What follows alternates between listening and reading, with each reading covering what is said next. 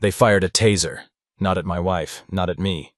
They hit our daughter, 10 years old, holding a tray of burger buns.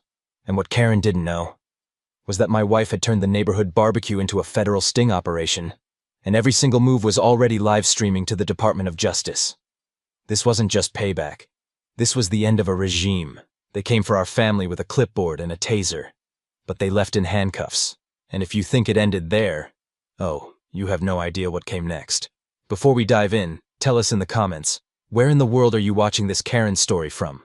We love seeing how far these stories travel. And if you want more, subscribe now. Justice is just getting started. We moved to Lakeside Bluffs chasing peace.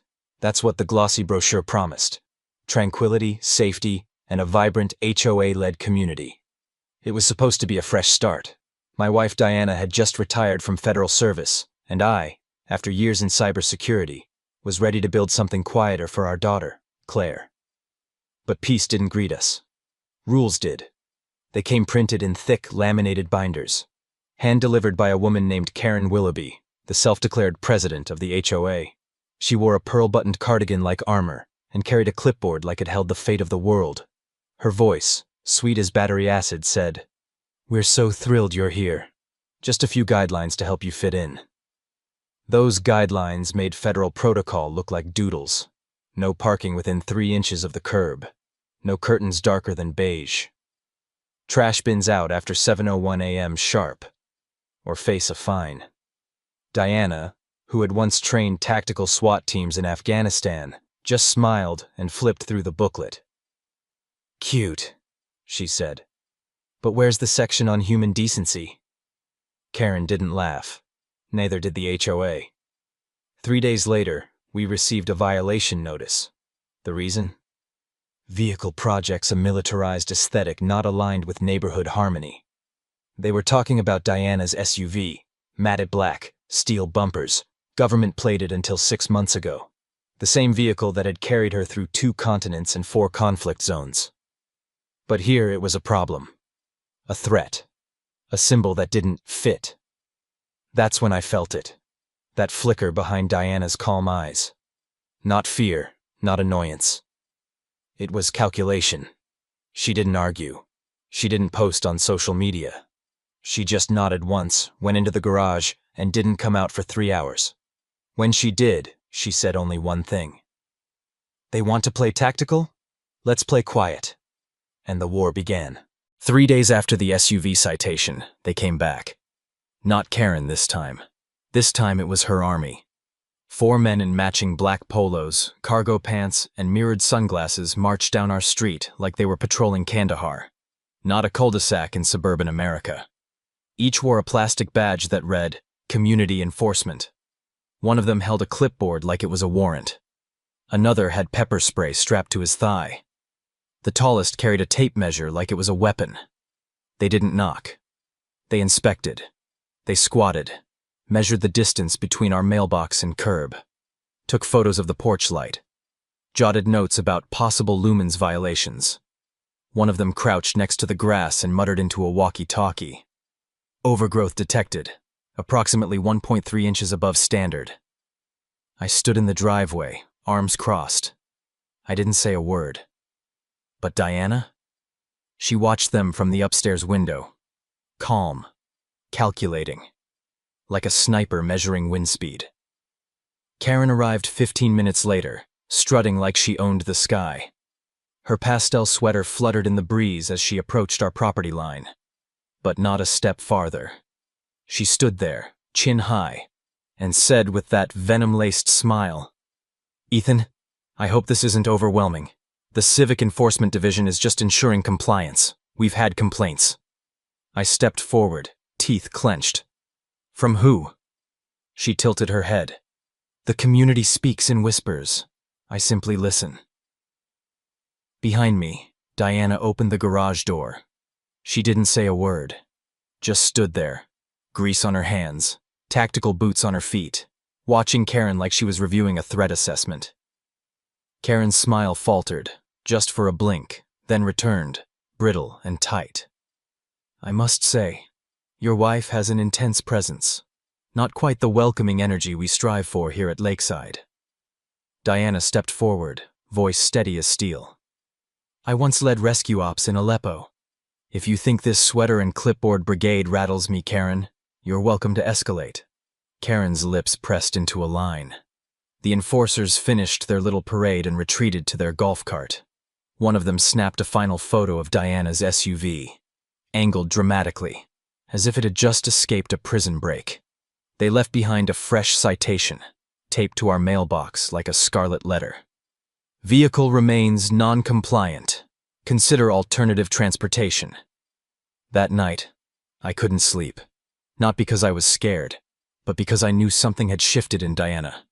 She sharpened the corners of her maps, sorted her files by time code, printed out drone aerials of the neighborhood, and taped one phrase across the garage wall. Know your enemy before they knock. I asked her once, what exactly are you planning? She didn't look up, just loaded another SD card into her surveillance hub and whispered, I'm not planning, I'm watching.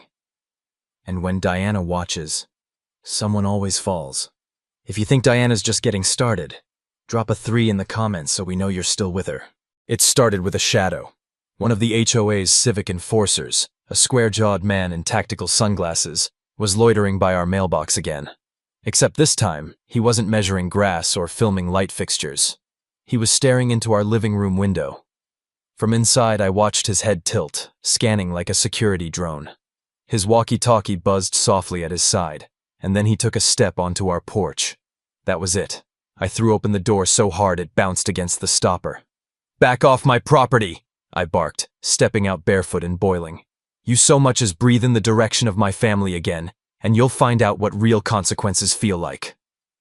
He froze, one foot still on the porch tile, hand hovering near his pepper spray, like he was waiting for some HOA handbook to save him. Behind me, Claire peeked around the hallway corner, clutching her drawing pad. Diana emerged from the garage in silence. But she didn't speak to me. She spoke directly to the man on our porch. Calm. Precise. You want to know the difference between a trained interrogator and a wannabe mall cop? The real one doesn't get nervous when someone steps forward. Her voice was soft, almost gentle, but every syllable felt like a pulled pin. He retreated. Karen arrived 10 minutes later. Of course she did. She came with her usual smile, like a spider admiring the corner of a web. Arms folded, clipboard in hand, perfume that smelled like cheap roses and cold control. I heard there was an incident, she said sweetly, eyes darting between Diana and me. It's important that we maintain harmony, Ethan. Diana's energy, it's a bit adversarial. I stepped forward until she had to tilt her chin just to maintain eye contact. You sent a man to stare through my daughter's window. Her expression barely flinched. He was checking your air quality monitor. That wasn't inspection. That was surveillance. That was intimidation. Karen's smile widened like a blade. Well, if you have nothing to hide, there's no reason to feel... Diana cut her off, voice low and surgical. You're mistaking our silence for submission. Don't. Karen faltered, for just half a breath. Then, ever composed, she flicked through her clipboard and tacked a bright yellow warning of escalation notice to our mailbox. No words, just the sound of paper hitting metal like a warning shot. That night, Diana installed 2 more cameras, one on the chimney, one inside the mailbox. She spent 2 hours wiring fiber through the attic while Claire slept beside me, curled into my side like she was trying to disappear. I asked Diana if she wanted to file a complaint. She didn't even look at me. Complaints are for people who believe the system will save them. I looked at her in the dim garage light, sharp, still, coiled like a wire under tension, and I realized something. Diana wasn't preparing for a fight. She was already in one. And Karen? She just lit the match. 3 days passed. No new citations, no patrols, not a single HOA clipboard in sight. But it wasn't peace, it was positioning. Karen was pulling back, not because she was retreating, but because she was watching, recalculating. That's how predators work. They circle slower before the strike. And Diana? She was recruiting ghosts. It started with a phone call at 2:14 a.m. She didn't answer with a hello, just said, "Same setup, same rules." Then she hung up. The next morning, a man walked by our house 3 times. Same pace, same direction, always pausing in front of the fire hydrant. He looked like a dog walker, but the leash had no dog. His name was Marcus, former Force Recon. Diana trained him in Riyadh. Later that afternoon, another SUV pulled up at the curb. A woman stepped out. Sunglasses, ponytail, business casual, but her shoes were tactical grade. She handed Diana a bag of groceries. Inside was a flash drive and 3 minicams.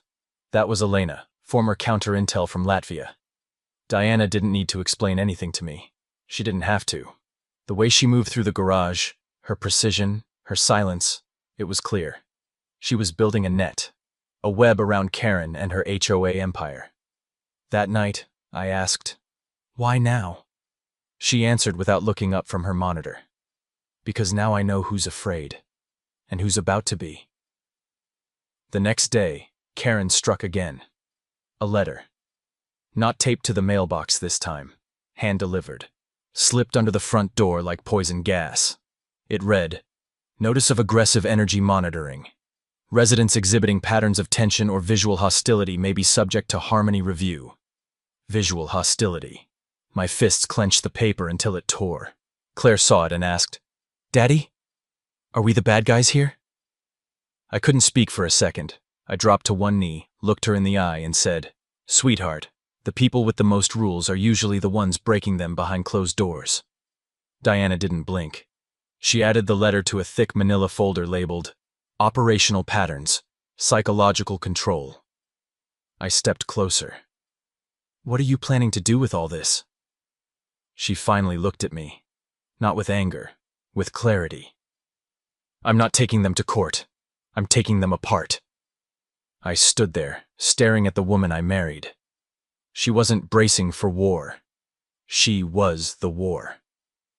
And across the street, through her blinds, Karen watched us. I could feel it. I raised my hand, slowly, and waved. She flinched. That's when I knew. She finally understood. She wasn't watching a family anymore. She was watching a fuse. Diana didn't announce the barbecue. She deployed it. No flyers, no group text, just quiet conversations, casual mentions over fences, and one handwritten note taped to Jim's garage. "Burgers, Saturday. You'll want to be there." By noon, 20 families showed up with paper plates and suspicion. These weren't partygoers. They were witnesses. Some of them scarred, all of them fed up. Diana moved like clockwork. She positioned tables with surgical precision, set chairs to face the street, parked her SUV directly beneath the HOA sign that read, "Civic compliance is a shared duty." And then, just to make sure the point landed, she planted an American flag in the windshield. Karen saw it. Of course she did. She appeared at 2:00 p.m. sharp, lipstick like war paint, clipboard clutched tight, 2 of her civic enforcers flanking her like bad theater extras. I watched her survey the gathering like a queen inspecting peasants, her expression pinched with restrained outrage. She called out, loud enough for everyone to hear, "Gatherings of this size must be pre-authorized under Section 4.7. You're in violation." I stepped forward, smile sharp. "You're welcome to write that down, Karen. We'll laminate it and use it as a placemat." She sneered. Mockery is not compliance. Behind her, one of the enforcers muttered into a walkie-talkie. The other filmed Diana's SUV like it was a crime scene. That's when Diana stepped forward, calm, unarmed, but unshakable. She stood in front of her Jeep, arms crossed. Said nothing. Karen's jaw clenched. "You've been warned." Diana finally spoke. "Then escalate. Just make sure your clipboard's fireproof." Karen turned pale. The enforcers exchanged glances. A hush fell. Even the kids stopped bouncing basketballs, because everyone could feel it. The air had changed. This wasn't a barbecue anymore. This was bait. And Karen, she just bit.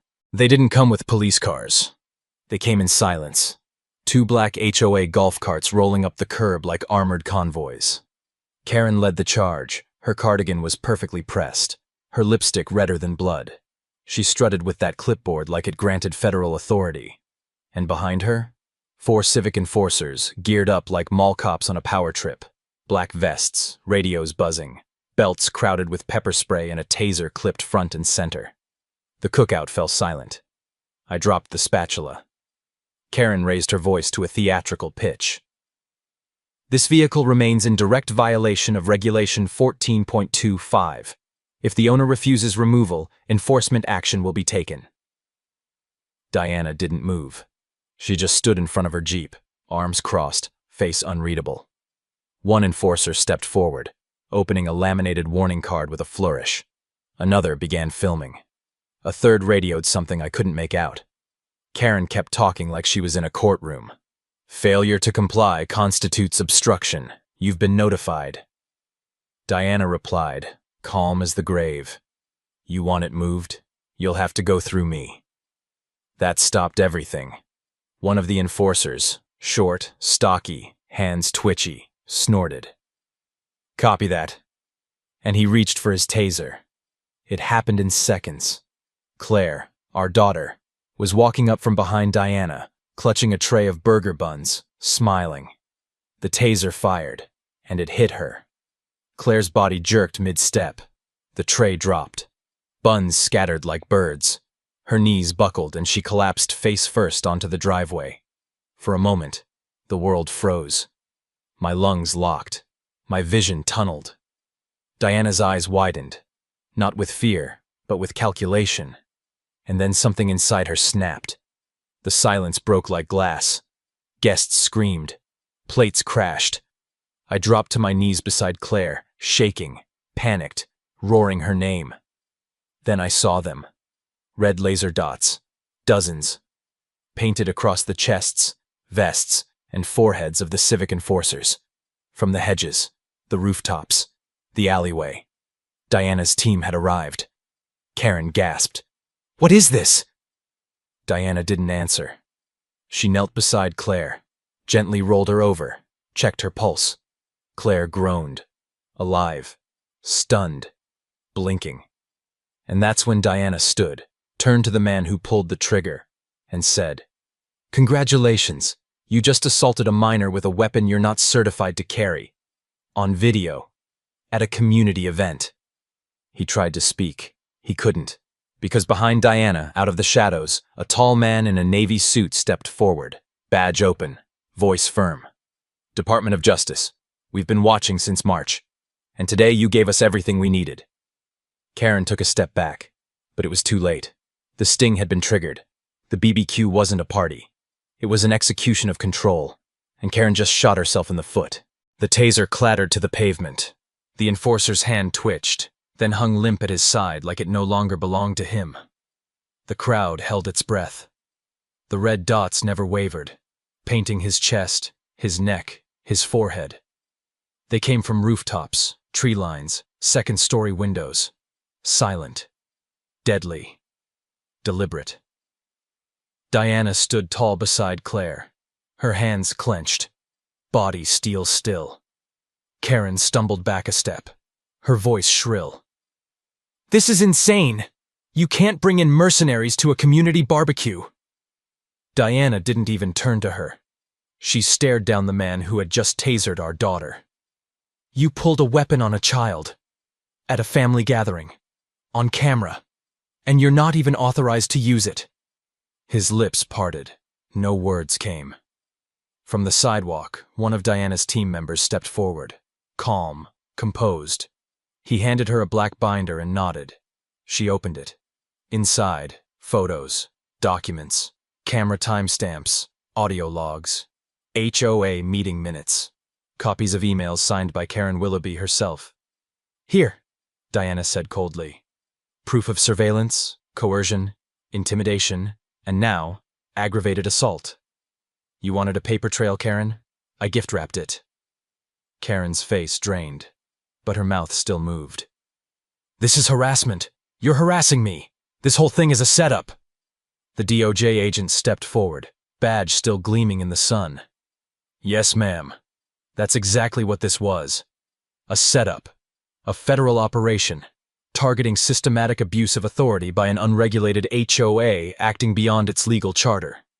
You could feel it ripple through the crowd. A shift. Backyards were no longer quiet.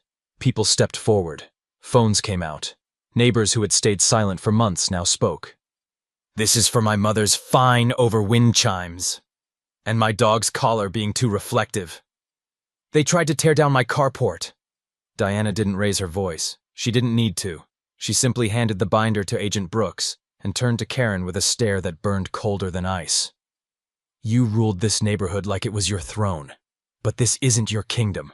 It never was." Karen's hands shook. Her grip on the clipboard tightened until it cracked. She tried to retreat. The agent raised a hand. "Ma'am, as acting president of this HOA, you are under investigation for fraud, abuse of authority, and impersonation of law enforcement personnel. You'll need to come with us." Karen's mouth opened, but no sound escaped. Just a tight, breathless gasp as her enforcers stepped back from her like she had the plague. She had lost everything in one move. One. Well, technically, Diana moved first. And this? This was checkmate.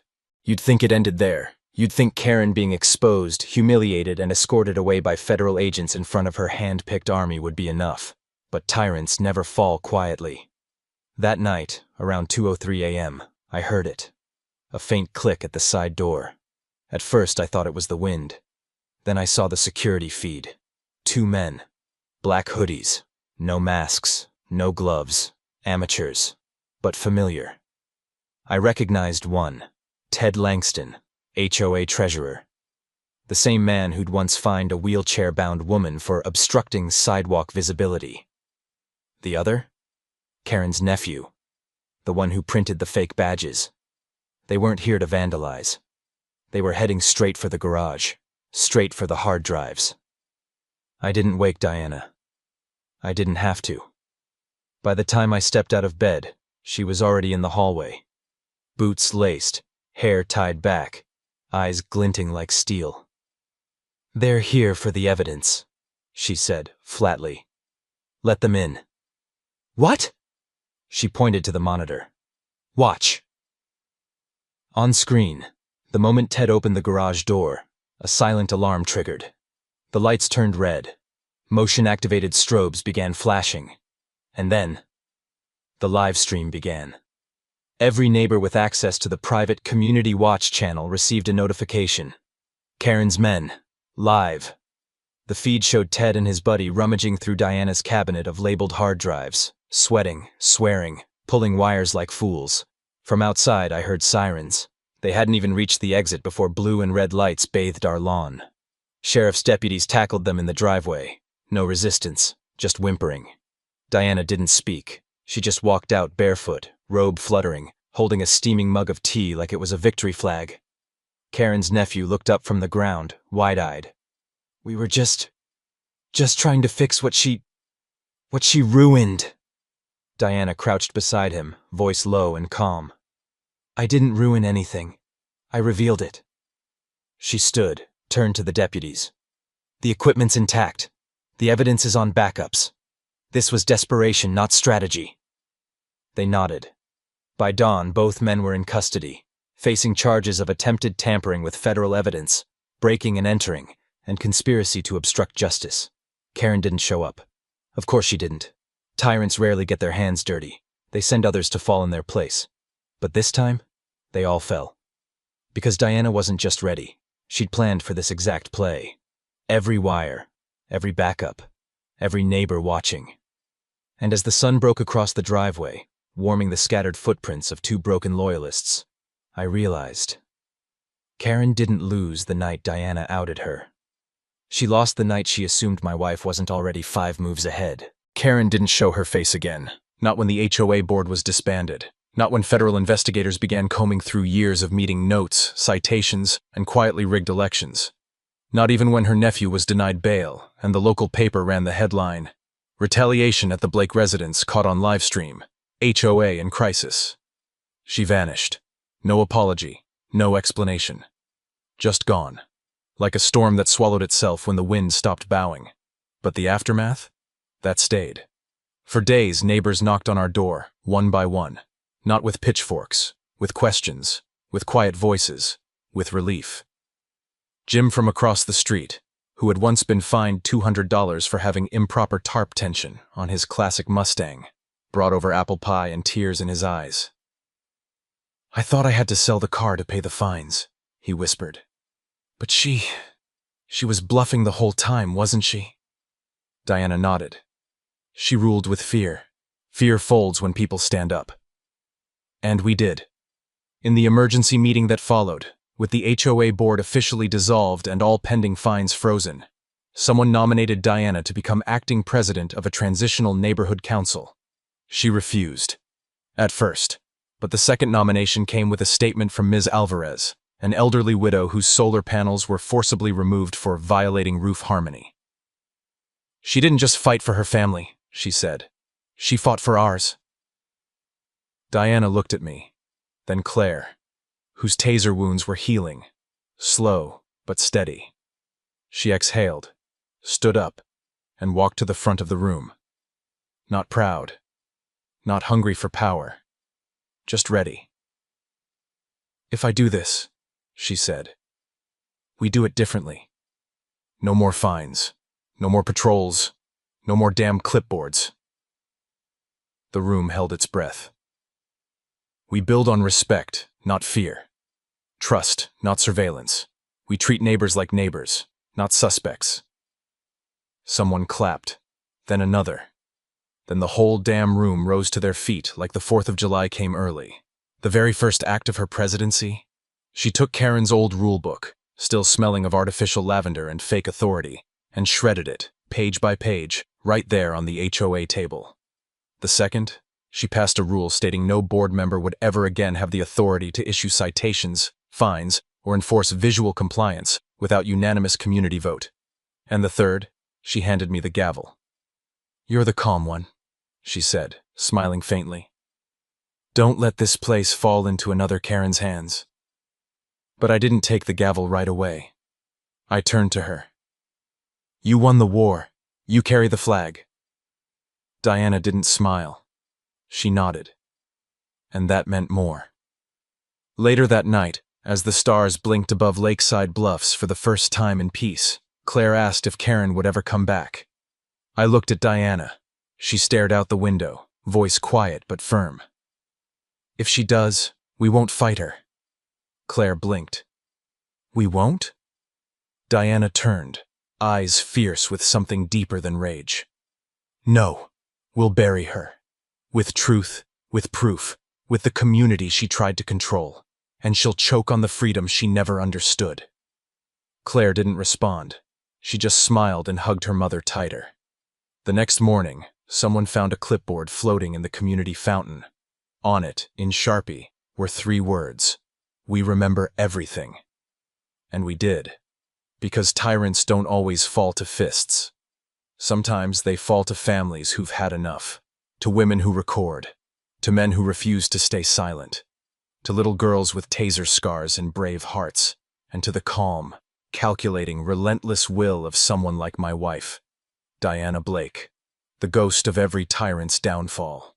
Sometimes the loudest voice in the room isn't the one shouting, it's the one watching, recording, waiting. Karen ruled with fear, clipboards, and control. But in the end, it wasn't violence that brought her down. It was preparation, proof, and a family that refused to be silenced. The lesson? Power built on intimidation crumbles the moment truth stands up.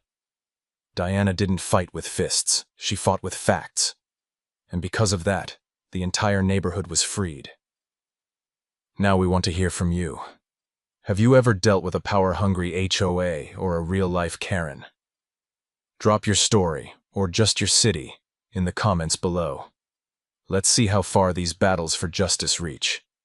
And if this story shook you, inspired you, or just made you cheer when the lasers appeared, hit like, smash subscribe, and turn on notifications.